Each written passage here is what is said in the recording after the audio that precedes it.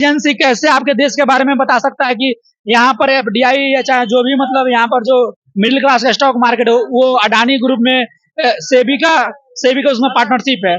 कहीं ना कहीं तो ये हमारे अब विपक्ष में भी जो लोग हैं वो कोई ना कोई विदेश से कनेक्शन है, क्योंकि सबको मिलकर ही काम करना होगा तब भारत विकसित होगा। ठीक ना। अच्छा ये बताइए कि मतलब अभी जैसे 5वां नंबर पे तो स्थान आ चुका है भारत का, अब मतलब जीडीपी के अनुसार, लेकिन अब मतलब ये बोले हैं कि 5 साल में और भी इससे तीसरा नंबर पे आने का चांस है, तो क्या लगता है? भारत तो वर्ल्ड का अर्थव्यवस्था में तीसरा स्थान इसका है, लेकिन जीडीपी में देखिए जब तक हम टैक्स को फ्री नहीं करेंगे, सरकार मतलब हर तरह का टैक्स लगाएगी तो गरीब तो ऑटोमेटिक गरीब हो जाएगा। आप बच्चा जब जन्म लेता है और मरता है वो दूसरा देश का बंदा रिसर्च कर रहा है, इसका मतलब आपके देश में एजुकेशन की कमी है, आपके देश में संस्थान नहीं है। अच्छा, मतलब एजुकेशन हो रही है आखिर? देखिए कोई भी चीज है ना सेंट्रलाइज, जब कोई भी एयरपोर्ट है ना सेंट्रल गवर्नमेंट के अंतर्गत आता है, ये स्टेट गवर्नमेंट में नहीं आता है। सेंटर उसका मेंटेनेंस करती है और राज्य सरकार उसके लिए अपना प्रमोट करती है। राज्य सरकार राज्य सरकार जो है सेंट्रल गवर्नमेंट से मांग रखती है। उसके बाद से जो भी सरकार है वो मान लीजिए मंत्री उड़ान मंत्री जो है वो अपना विकास के मुद्दे पर काम करेंगे तो इंटरनेशनल एयरपोर्ट जो भी मैनेजमेंट जो होता है वो सेंट्रल गवर्नमेंट का हाथ में होता है, कि उसमें स्टेट का कोई रोल नहीं है।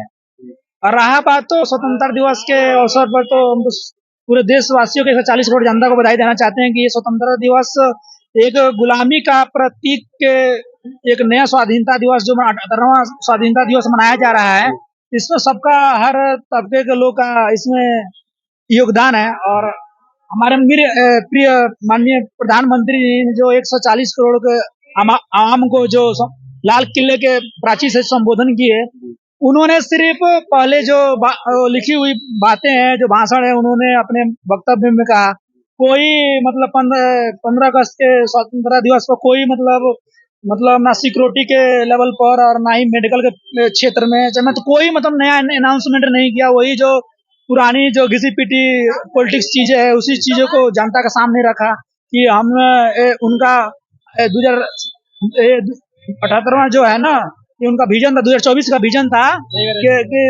2024 @2047 भारत विकसित।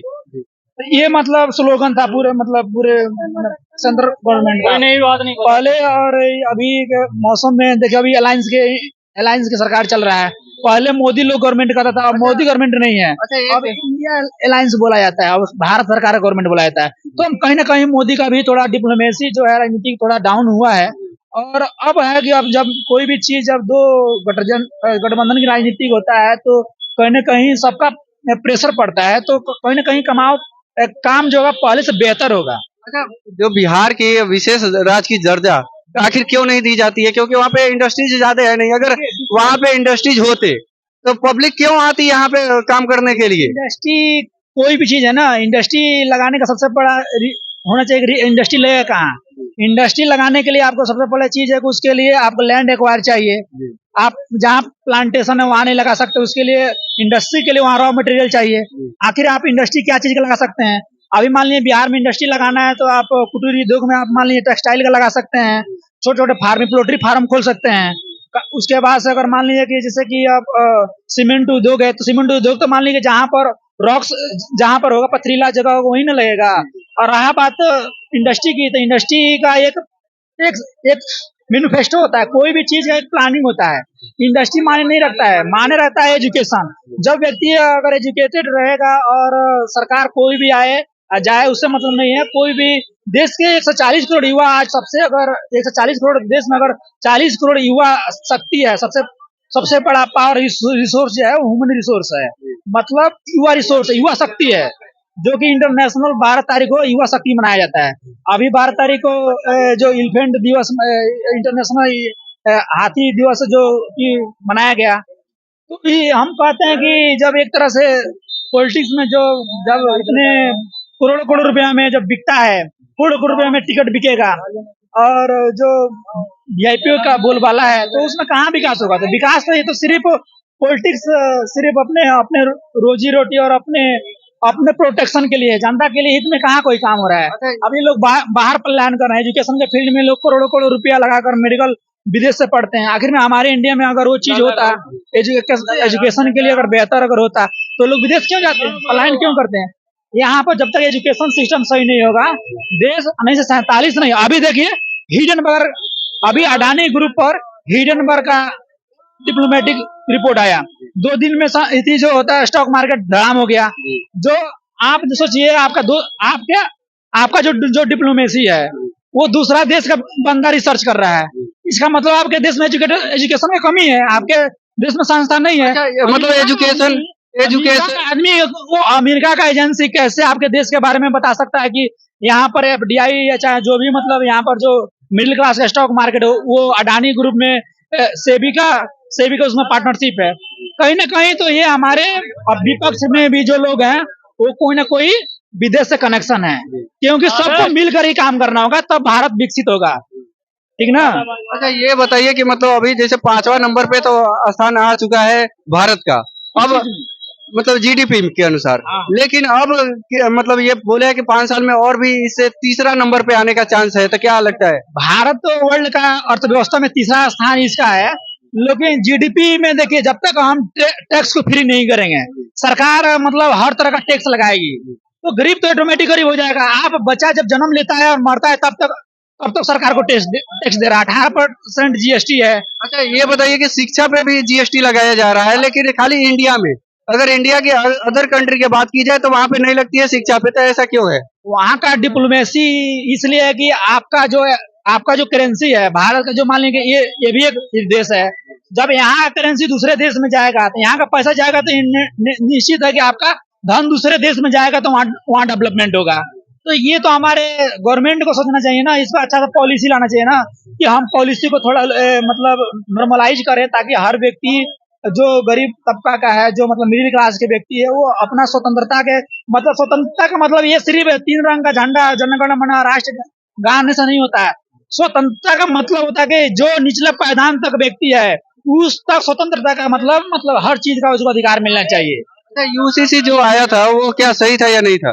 देखिए, यूसीसी हो चाहे एनआरसी है, जो भी चीज है, ये सेंट्रलाइज मुद्दा है, क्योंकि ये चीज जो ये हिंदू मुसलमान और जो भी मतलब धर्म की राजनीतिक से ऊपर होके होना चाहिए, क्योंकि यूजीसी आया था ना, नेशनल यूजीसी होता है ना, यूनियन नेशनल कोड सर्विस होता है, तो वो जो होता था, एक आया था एक पैमाना की, ताकि जो बाहरी जो रोहिंग्या चाहे मतलब दूसरे जगह से जो पूरे मतलब देश में आ रहे हैं, अगर दूसरे का आदमी जगह यहाँ रह रहा है, अगर उसकी नागरिकता लेना है, तो उसको यूजीसी के तहत मनुष्य को लाया जाएगा, क्योंकि मान लीजिए भारत का जनसंख्या हर साल 10 साल पर ये मतलब जनगणना होता है, हर देश का मतलब, तो बाहर से मान लीजिए दुश्मन भी हमारे देश में आ सकते हैं।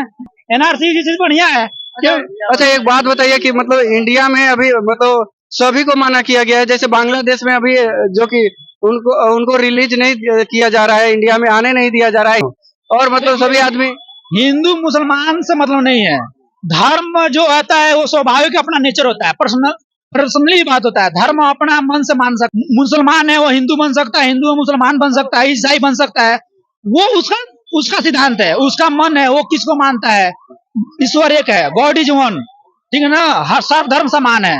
कहा गया है ना, बुद्धम शरणम गच्छामि, त्वम शरणम गच्छामि, अहम शरणम गच्छामि, मतलब ये बुद्ध का धरती है। इंडिया में कहीं भी अगर विदेश में कोई भी व्यक्ति जाता है, तो बुद्ध के नाम से जाना जाता है, मतलब ये मतलब आप एक धर्म के रूप में आप नहीं पिरो सकते, ये नहीं कह सकते कि ये हिंदू राष्ट्र है, मुस्लिम राष्ट्र है, ये आपका गणतंत्र देश है, इसमें हर धर्म के लोगों को रहने का अधिकार है और मानने का। लेकिन अगर कुछ व्यक्ति अगर कोई गलत अपने आप को कह रहा है कि हम हिंदू राष्ट्र बना देंगे, चाहे हम अलगवादी देश बना देंगे, तो सरासर वो देश के विरोध बात कर रहा है, क्योंकि एक नाइट होकर जब व्यक्ति जब काम करेगा ना, हर तबके के लोग रहता है, उसको हटा नहीं सकते हैं, कोई भी धर्म के लोग है उसको मतलब आप नहीं हटा सकते हैं, क्योंकि पूरे देश में 140 करोड़ जो लोग हैं, उनमें हर कोई आता है, सिख आता है, मुसलमान आता है, हिंदू आता है, ईसाई आता है, बौद्ध आता है, तो आप धर्म को लेकर देश को विकास नहीं कर सकते हैं। विकास करना होगा एजुकेशन के नाम पर, और एजुकेशन जब तक नहीं होगा, जब तक हर व्यक्ति, जब तक नीचे तबका का व्यक्ति एजुकेशन नहीं होगा और संविधान को नहीं पढ़ेगा, अपने राइट टू इन्फॉर्मेशन के बारे में नहीं जानेगा, जब तक अपना अधिकार के बारे में नहीं जानेगा कि हमारा क्या अधिकार है, हमें अपने अधिकार के बारे में कैसे लड़ना है, अपने फ्रीडम के बारे में नहीं जानेगा, तब तक देश में वो व्यक्ति स्वतंत्र नहीं है, वो मानसिक रूप से गुलाम है और उसको गुलाम बनाया जा रहा है धर्म के नाम पर, जाति के नाम पर, सोशल के नाम पर, हर तरह के नाम पर। कोई कपड़ा बढ़िया पहना है तो उसको एंट्री मिल रहा है। मेरा तो कार्ड भी था, ब्लैक पहन के आए थे तो नहीं एंट्री हुआ। अच्छा यहाँ और पे ये देखिए, ये मेरा कार्ड था, आपको दिखा दे, ये मेरा कार्ड था गेट पास, फिर भी नहीं एंट्री हुआ, यहाँ पे फिर भी एंट्री नहीं हुआ मेरा। जी। लेकिन मैं उसका सम्मान करता हूँ। देखिए, नियम होता है किसी भी व्यक्ति का, क्योंकि स्वतंत्रता दिवस के अवसर पर काला कपड़ा पहनने का अलाउ नहीं था, तो इस चीज हमें मालूम नहीं था, लेकिन संजोग से हम काला कपड़ा पहन के चले आए। तो कहने का मतलब है कि अगर नियम अगर बना है तो सबके लिए बना है। एंट्री नहीं हुआ उसका कोई विरोध नहीं है, लेकिन कोई व्यक्ति है उसका गलत मिसयूज भी करता है। अच्छा बिहार में जो मतलब पहले से सभी देश से नागरिक पढ़ने आते थे, लेकिन अभी क्यों नहीं आ रहे हैं? तो एजुकेशन यहाँ पे क्यों ऐसा किया गया है? नहीं, देखिए, अभी तो नालंदा यूनिवर्सिटी का जो नया 1,071 करोड़ में की लागत से अभी 2 महीने पहले नरेंद्र मोदी जी के द्वारा उद्घाटन हुआ, वो तो इंटरनेशनल बौद्ध का जो सबसे बड़ा एजुकेशन का हब बनने जा रहा है पूरे वर्ल्ड में। और ये 2047 नहीं, हम तो कह रहे हैं 2030 तक ये भारत सब शिक्षित, भारत विकसित।